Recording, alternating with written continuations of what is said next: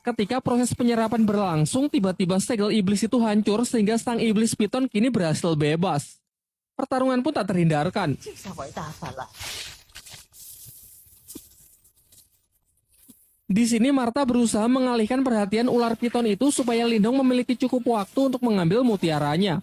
Akan tetapi Lindong yang masih ragu sama sekali tak punya keberanian untuk mendekat. Sampai akhirnya Martha menggunakan rencana cadangan yaitu kembali masuk ke dalam tangan Lindong. Pada awalnya Lindong mengira kalau Martha sudah menipunya. Namun selang beberapa waktu, luapan energi keluar dari tangannya yang ternyata adalah Martha dengan wujud aslinya yaitu naga api raksasa.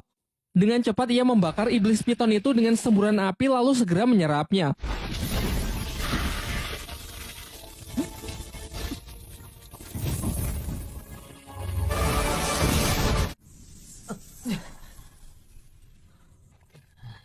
成下来，别忘了把阴阳珠带走。” Setelah mereka semua kembali, Xiao Wanjin dan yang lainnya merasa khawatir dengan kondisi Lindong yang terlihat sangat pucat akibat penyerapan energi dari kolam surgawi yang dinilai terlalu banyak. Namun Lindong menepis kekhawatiran itu dengan mengatakan kalau dirinya baik-baik saja. Ia menegaskan asalkan ia bisa segera naik tingkat dan bisa mengalahkan Wei Tong dari Sekte Serigala Darah, apapun rela ia lakukan. Dalam pembicaraan itu, Xiao Wanjin menjelaskan bahwa Sekte Serigala Darah selama ini juga menjadi musuh bebuyutan bagi pihaknya. Terlebih lagi karena Lindong telah membantunya mendapatkan kolam surgawi, ia pun bersedia memberikan bantuan apapun. Di akhir pembicaraan, Swanshu memberikan buku langka dari pelelangan kemarin yang berisi teknik-teknik rahasia agar bisa Lindong pelajari demi mempersiapkan dirinya agar bisa menang melawan Wei Tong. Di malam harinya, Lindong mempelajari buku pemberian Swanshu untuk mengendalikan energi yang telah ia serap sebelumnya. Ia kemudian kembali masuk ke dalam dimensi rubahnya. Di sana ia melihat bayangan dirinya yang kini telah pulih. Bahkan bayangan tersebut juga telah membuka aliran energi spiritual tingkat 22 Vena. Lantas ia pun segera menirukan gerakan dari bayangan itu dan seketika ia juga berhasil membuka aliran energi spiritual tingkat 22 Vena. Sekaranglah saatnya ia mencoba mutiara yin yang ia dapat dari kolam surgawi. Pertama-tama dengan menggunakan energinya sendiri, ia mencoba memurnikan mutiara tersebut. Meskipun di percobaan pertama ia sempat gagal, sampai akhirnya dengan mengerahkan seluruh tenaganya, ia berhasil menetralkan mutiara itu yang kemudian langsung ia telan.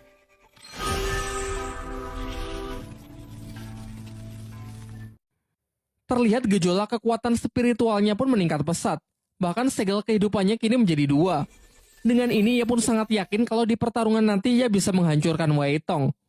Keesokan harinya, Swanshu mengajak Lindong ke tempat pelelangan dengan mengatakan kalau ada orang yang ingin menemuinya.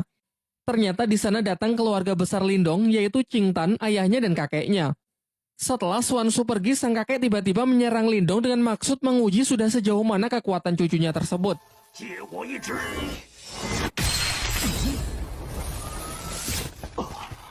Dan setelah beradu kekuatan, hasilnya benar-benar mengejutkan karena kini Lindong telah mencapai tingkat Yuan dan awal. Kakeknya lalu menjelaskan bahwa dalam sejarah klan Lin, Lindong adalah orang termuda yang bisa mencapai tingkat tersebut. Singkat cerita, hari pertarungan pun telah tiba, di mana Lindong harus berhadapan melawan Wei Tong dari Sekte Serigala Darah dalam pertarungan hidup dan mati. Semua orang datang menyaksikan pertarungan mereka, termasuk keluarga Lindong. Namun tanpa mereka sadari ada mata-mata dari pihak Wei Tong di belakang mereka. Ketika nama mereka disebut, Lindong dan Wei Tong segera memasuki arena. Superhero landing. Di sini Wei Tong cukup terkejut melihat peningkatan kekuatan Lindong yang juga sudah mencapai tingkat Yuan dan awal. Wei Tong lalu maju untuk memulai serangannya yang dengan cepat langsung disambut dengan baik oleh Lindong. Sayangnya peningkatan kekuatan Wei Tong juga tak kalah mengesankan. Ia berhasil menekan Lindong hingga hampir jatuh keluar arena. Namun ternyata arena pertarungan mereka dilindungi semacam penghalang dari energi mental yang mencegah para petarung melarikan diri. Hal ini dianggap wajar karena mereka telah menyatakan akan bertarung sampai mati. Wei Tong kembali melancarkan serangannya yaitu pukulan keras bertubi-tubi. Sementara Lindong terlihat kewalahan menahan tekanan yang terus diberikan. Sejauh ini nampaknya Wei Tong lah yang menguasai jalannya pertempuran. Teknik demi teknik Lindong lancarkan akan tetapi sama sekali tak berefek. Ialah yang justru menerima pukulan mentah dari Wei Tong yang tepat mengarah ke dadanya. Terdengar sorak dari para penonton yang meragukan Lindong membuat pihaknya semakin cemas kalau Lindong tak akan mampu bertahan.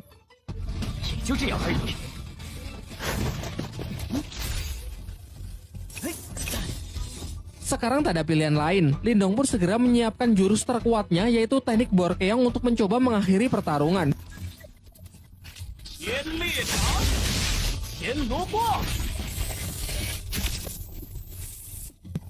Sebenarnya serangan Lindong ini bisa saja mengalahkan Wei Tong. Namun Wei Tong menggunakan cara licik dengan menyuruh mata-matanya menyandera Qing Tan sehingga membuat Lindong kehilangan konsentrasinya. Sementara kakek Yanda berusaha membantu dengan mencoba mendekati mata-mata tersebut. Di arena, Lindong benar-benar tidak bisa fokus bertarung karena melihat adiknya dalam bahaya. Alhasil serangan-serangan Wei Tong pun banyak yang masuk.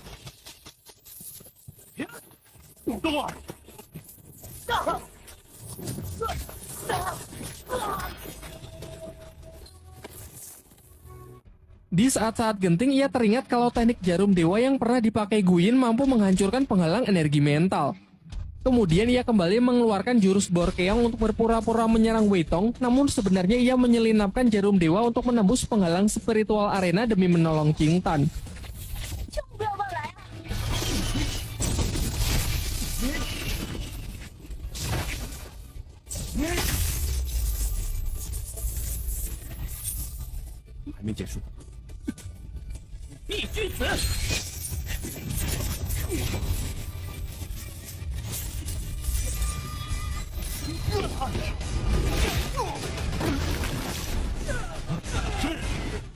Saat si mata-mata hendak mencoba menyerang lagi, datanglah kakek Yanda yang membantu mengalahkannya.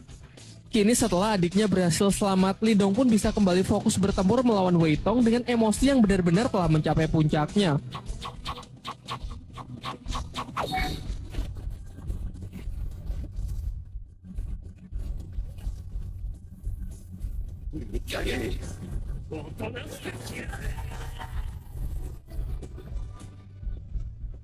Setelah menerima gempuran serangan dari Lindong, Wei Tong pun benar-benar sudah kehabisan tenaga dan ia pun mengaku kalah.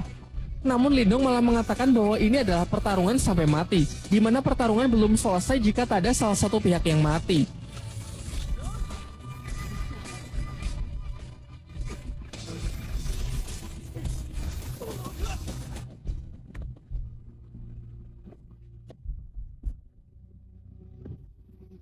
Cerita kemudian loncat ke beberapa bulan setelahnya. Karena kemenangan Lindong dari Sekte Serigala Darah, klan Lin kini menjadi sangat terkenal di seluruh penjuru kota. Selain itu, klan Lin juga telah bersekutu dengan rumah pelelangan milik Xiao Wanjin. Sementara itu, Lindong berada di tempat kakek Yanda untuk minum teh bersama dengan saling menggunakan telekinesis untuk menuangkan teh ke dalam gelas. Setelah itu, kakek Yanda menjelaskan kalau menurutnya kekuatan mental milik Lindong mungkin setara dengan miliknya, yakni kekuatan mental tingkat 4. Ia kemudian berpesan agar Lindong terus meningkatkannya karena di dunia ini masih ada tingkat yang jauh lebih tinggi lagi yang bahkan kakek Yanda tak punya kesempatan untuk mencapainya. Scene beralih di sebuah pegunungan yang memperlihatkan seorang pria dengan sebuah pedang di tangannya. Pria ini memiliki kekuatan mental yang sangat kuat. Diperlihatkan menggunakan tebasan pedangnya, ia mampu membelah gunung tanpa melukai kupu-kupu yang melewati jalur serangannya. Setelah itu, ia dihampiri oleh seekor burung pembawa pesan yang membawakan surat berisi sesuatu mengenai makam Nirwana. Di tempat lain, seorang wanita yang terlihat berjalan di atas air mendapatkan pesan yang serupa dari sebuah bunga teratai.